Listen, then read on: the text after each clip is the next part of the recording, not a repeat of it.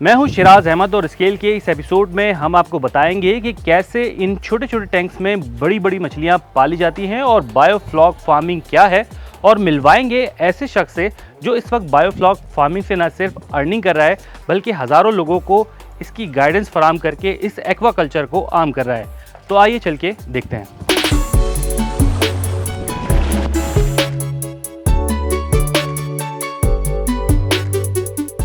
Fish farming का idea वैसे आया कि मैं बैचलर्स कर रहा था और बैचलर्स के दौरान मेरे रास्ते में फ़िशरीज़ आता था और फ़िशरीज़ मेरे अब्बू वहाँ पे शॉप थी मेरी अब्बू की।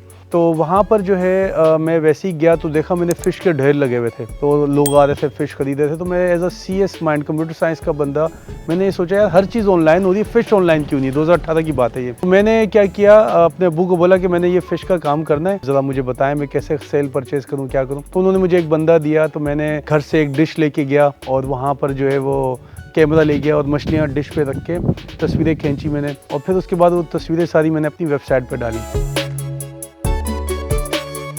तो जैसे ही हमने डाली तो अगले दिन ही हमारे पास ऑर्डर आने लग गए, क्योंकि फ़िश का लाइव का कोई कर नहीं रहा था काम। तो हमारा जब आया तो लोगों ने परचेजिंग शुरू कर दी। तो हमने एक साल में बहुत अच्छा इसमें बिज़नेस जनरेट किया, बहुत ज़्यादा कस्टमर्स बन गए, जिसमें बड़े बड़े रेस्टोरेंट्स थे, अपने कैटरिंग वाले थे, और जो फ़िश का काम करते थे वो हमसे फ़िश परचेज़ करने लग गए। एक चीज़ उसमें ऑब्ज़र्व की कि लोग सी फूड के साथ साथ एक फ़िश थी बंगासिस, उसकी बहुत ज़्यादा डिमांड करते थे। उसके जो है ना हमारे पास कॉटन्स आते थे, कंटेनर आते थे, हर महीने 30 से 40 कंटेनर पाकिस्तान में इंपोर्ट किए जाते थे बंगासिस फ़िश के, और हर कैटरिंग में, हर मार्ट में उसकी ज़्यादा डिमांड होती थी। तो मेरे ज़हन में वैसे ही आइडिया आया कि भाई फ़िश सेल कर रहे हैं, अल्हम्दुलिल्लाह बहुत अच्छा रिजल्ट आ रहा है, तो हम क्यों ना इसमें साथ में R&D भी करें कि भाई ये वियतनाम वाले कैसे फार्मिंग कर रहे हैं कि हम नहीं कर सकते। तो मैंने बोला हम भी ट्राई करते हैं, अगर हम ये कर लेते हैं तो पाकिस्तान का भी फ़ायदा है, हमारा भी फ़ायदा है। तो मेरे पास एक जगह थी नॉर्दर्न बाईपास पे, वहाँ पे मेरे पास एक छोटा सा प्लॉट था, तो वहाँ पे मैंने 10,000 लीटर के 5 टैंक लगा के मैंने फ़िश फार्मिंग शुरू कर दी। अच्छा, ये भी बताइएगा कि जब आपने ये फार्मिंग शुरू की थी तो किन चैलेंजेस का सामना आपको करना पड़ा था?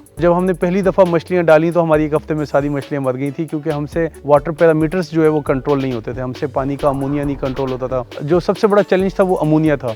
अमोनिया ये होता है कि आप जब एक टैंक में ज़्यादा मछलियाँ डालते हैं तो वो जब वेस्ट करती हैं तो उससे अमोनिया प्रोड्यूस होता है। तो उस अमोनिया को ख़त्म करने के लिए 2 ऑप्शन थे हमारे पास, या तो पूरे टैंक का पानी बार बार चेंज करते रहें, या फिर उसमें हम बायोफ्लॉक बनाएं, जो बैक्टीरिया होता है जो फ़िश का वेस्ट खाता है और ख़ुद जो है छोटे छोटे कीड़ों में कन्वर्ट हो जाता है और फिर मछली उसको खाती है। तो हमसे वो असल में बायोफ्लॉक नहीं बनता था। हम फिर क्या करते थे, उसका फिर पानी कंटिन्यू बार बार चेंज करते थे। फिर बिजली महंगी है पाकिस्तान में, आपको पता है, फिर सोलर दिन में चलता है, रात में नहीं चलता, तो इतने बड़े टैंक्स को खाली करना फिर भरना वो एक बहुत बड़ा चैलेंज था। तो हमें तकरीबन 1-1.5 साल हम ऐसे ही चलते थे, हर चीज़ इंपोर्ट करके जब फार्मिंग करते थे। फार्मिंग तो हो गई हमसे, लेकिन जब हम बेचने जाते थे तो हमें रेट नहीं मिलते थे। अब अल्हम्दुलिल्लाह हमने अपना प्रोबायोटिक बना लिए, जो पहले हम इतने महंगे खरीदते थे वो अब हमारे खुद जब हम बनाते हैं तो समझ लें कि वो 2.5 रुपये ml पड़ता है। हम इंपोर्ट जो करवाते थे थाईलैंड वगैरह से वो 170 रुपये ml होता था 1 ml। तो एक ये बहुत बड़ी कॉस्ट जो थी हमारी बायोफ्लॉक टेक्नोलॉजी में ये कट हो गई। अब जो दूसरा चैलेंज है वो फीड का चैलेंज है। फीड जो है वो लोकल फैक्ट्रियाँ बना रही हैं, लेकिन हम चाहते हैं कि उस फीड की भी कॉस्ट को कम करें। फ़िश फार्मिंग के हवाले से आपने कोई प्रॉपर कोर्सेज़ किए हैं या कोई ट्रेनिंग ली है, और इस हवाले से क्या पाकिस्तान में आपको लोग मिले जो आपको गाइड कर सके प्रॉपर तरीके से? जब मेरी मछलियाँ मर रही होती थी तो हमने तो हर दर पे दरवाजे जाके खटखटाए कि भाई हमें सिखा दें, क्योंकि हम तो ज़ाहिर बात इतना बड़ा मैंने प्रोजेक्ट लगा लिया, फिर लॉस पे लॉस, मछलियाँ मर रही, एक तो वो लाइव जिंदा चीज़ मर रही होती थी तो हमें भी दुख होता था। तो हमने सीखने के लिए लोकली पाकिस्तानियों से बहुत राब्ते किए, कोई हमें बंदा नहीं मिला। एक साहब मिले थे हमें नॉर्थ कराची में, तो उनकी उस टाइम पे चैनल पे वीडियो आई कि भाई उन्होंने बेंगलोर में अपने जो है ना फ़िश टैंक्स बनाए हुए हैं, और वो फ़िश टैंक बना के जो है ना वो फार्मिंग कर रहे हैं और बड़े अच्छे तरीके से कर रहे थे।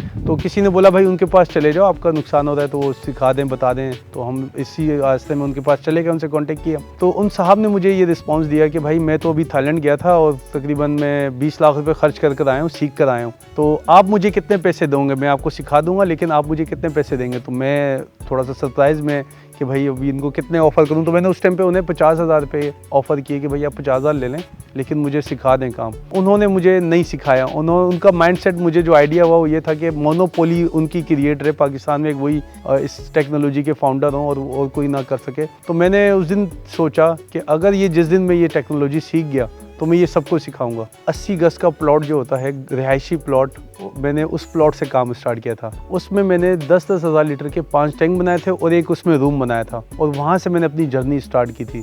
अब अल्हम्दुलिल्लाह मेरे पास तकरीबन 18 टैंक्स हैं जो मेरे अपने हैं, जिसमें हम फार्मिंग कर रहे हैं, प्रोडक्शन ले रहे हैं। फिर प्लस में हम मछली की जो सीड है उस पर भी काम कर रहे हैं, प्रोबायोटिक्स पे भी काम कर रहे हैं। फिर इसके अलावा जो मेरे सर्विसेज जिनको हम दे रहे हैं, जो लोग आते हैं कि भाई हमने ये बिज़नेस करना है, तो हम उनको सर्विसेज दे रहे हैं। तो तकरीबन 100+ हमारे जो कस्टमर्स हैं जिनको हम सर्विसेज दे रहे हैं। इस पे कितनी कॉस्ट जो है वो लगती है, कितना खर्चा जो है वो रनिंग एक्सपेंस है, और टोटल खर्चा और मुनाफा, इस हवाले से कुछ हमें गाइड कर सकते हैं? अब एग्जांपल में बात करूं कि जैसे 20 डायमीटर वाले जो टैंक्स है वो 2,70,000 रुपये का हमारा एक टैंक बनता है। इसमें जो सीड डलता है, मछली का बच्चा डलता है, वो एक टैंक में हम 1000 मछलियाँ डालते हैं। तो एक टैंक में 1000 मछली की जो कॉस्ट होती है वो 8,000 रुपये होती है। ठीक है, फिर इसमें जो ओपेक्स कॉस्ट आती है, जो ऑपरेशनल कॉस्ट आती है, वो तकरीबन 80 से 90 हज़ार रुपये फीड की कॉस्ट आती है 9 मंथ्स की। फिर इसके साथ इसमें प्रोबायोटिक्स जो यूज़ हो रहे होते हैं और लेबर का खर्चा मिलाएं तो टोटली एक टैंक पे 1,20,000 तक का एक्सपेंसेस आते हैं। जो हमारी क्रॉप इसमें निकलती है तकरीबन वो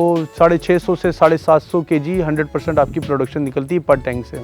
अगर आप मिनिमम 500 केजी के हिसाब से भी फ़िश सेल करें तो आपके एक टैंक से तकरीबन 3.5 लाख की मछली सेल होती है। तो मिनिमम एक टैंक से आप 2 लाख का प्रॉफिट निकालते हैं, और अगर आपके 12 टैंक होते हैं तो 12 टैंक से आप 24 लाख की इजीली प्रॉफिट जनरेट कर सकते हैं। अगर आपने इसको प्रोफेशनली तौर पे बिज़नेस चलाना है, अगर आपने घर का किचन चलाना है इससे, तो कम से कम हम ये सजेस्ट करते हैं कि मिनिमम 12 टैंक्स लगाएं।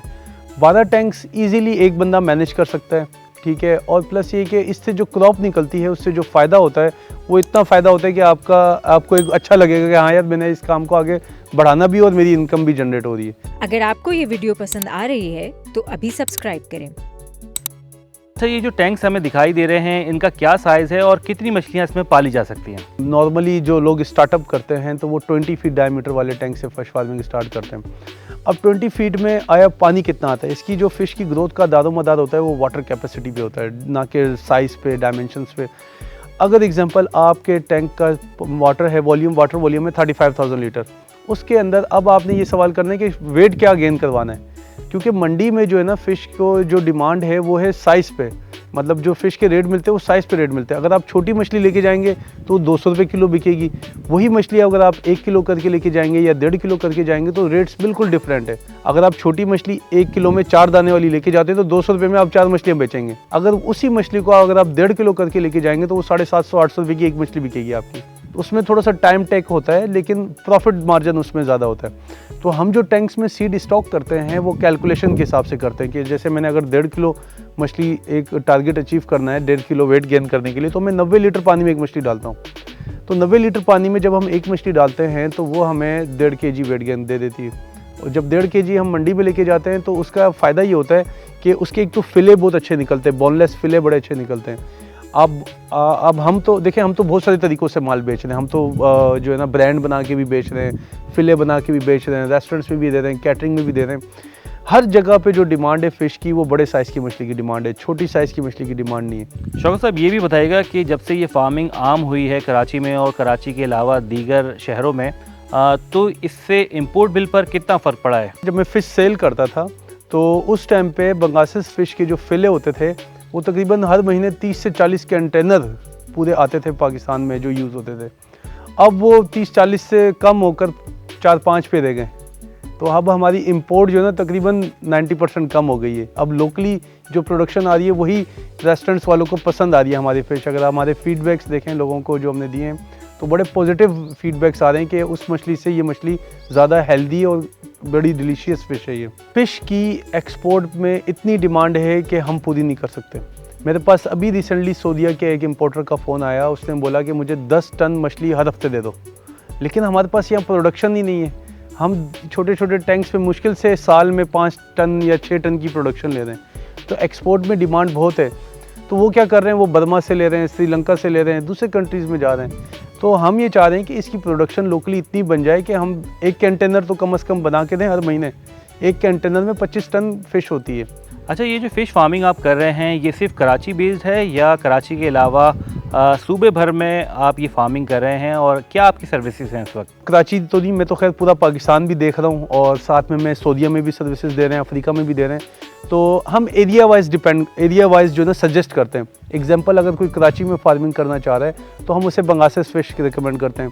इसी तरह अगर कोई लड़काना में, सक्खर में, इंटीरियर सिंध में करना चाह रहा है तो वहाँ पर जो है ना हम रहू की फार्मिंग करवा रहे हैं, गुलफाम की करवा रहे हैं, मुराकी की फार्मिंग करवा रहे हैं। हम तकरीबन 30+ स्पीशी की जो है ना इस सेटअप में फार्मिंग कर सकते हैं, लेकिन हम वो फार्मिंग करते हैं जो प्रॉफिटेबल हो। काफ़ी सारे रेस्टोरेंट्स हैं, जैसे हाईवे पर भी हैं अपना, और एयरपोर्ट के सामने सेठ जी रेस्टोरेंट है।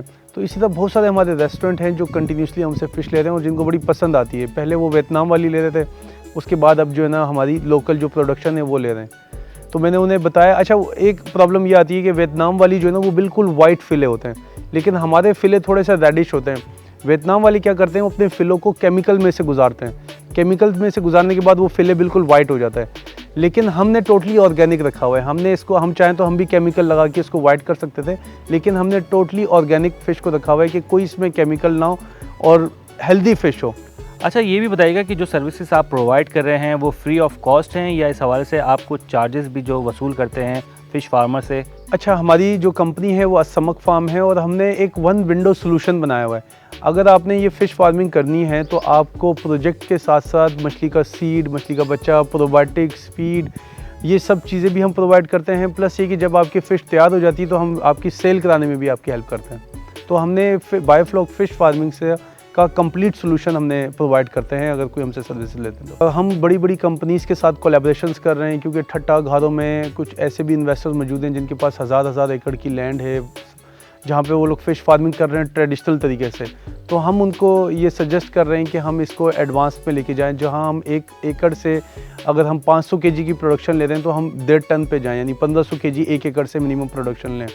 तो ये टारगेट है अभी हमारा। अभी रिसेंटली हमने ठट्टा में 140 एकड़ में traditional farming plus biofloc farming दोनों को हमने कंपैरिजन करके एक वहाँ पे सिस्टम शुरू किया है और जिसमें हमने प्रोडक्शन को डबल ट्रिपल बढ़ाया है।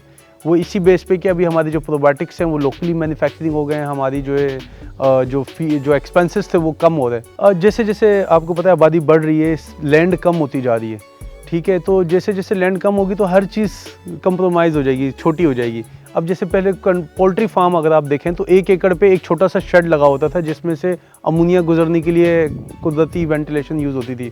अब जो है उसी 1 एकड़ में 8000 मुर्गियाँ, 16000 मुर्गियों की फार्मिंग हो रही है। तो इंटेंसिव चीज़ों में जा रहे हैं। इसी तरह फ़िश का भी वो दौर ख़त्म हो गया कि 1 एकड़ में हम 300 मछलियाँ डालें या 500 मछलियाँ डालें।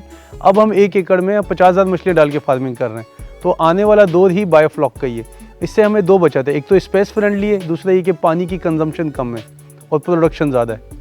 अच्छा, फिर उसके अलावा जो नए लोग हैं, जो नए स्टूडेंट्स हैं, हमें तो यूनिवर्सिटीज़ में जाता रहता हूँ लेक्चर देने। हम कराची यूनिवर्सिटी जाते हैं, ज़ैबस गया हूँ इस टेक्नोलॉजी के बारे में। तो आने वाला दौर इसका है और बहुत जॉब्स क्रिएट होंगी और इन्वेस्टर्स के लिए भी बड़ा फ़ायदा है कि जो उन्होंने ज़मीनें रखी हुई हैं, फालतू रखी हुई हैं, कोई और बिज़नेस कर रहे हैं। अब जैसे आजकल कैटल जो है ना, पिछले साल बहुत बैड जो लोग कर रहे थे गडाब में, सब लॉस में गए, क्योंकि पानी ख़रीद के डालना पड़ता है। पानी बहुत का जानवर नहीं पीता पानी, वंडा महंगा है, चारा बाहर से आता है। तो ये चैलेंजेस बहुत ज़्यादा हैं। तो फ़िश फार्मिंग मेरे हिसाब से एक बहुत ही ज़्यादा आसान है।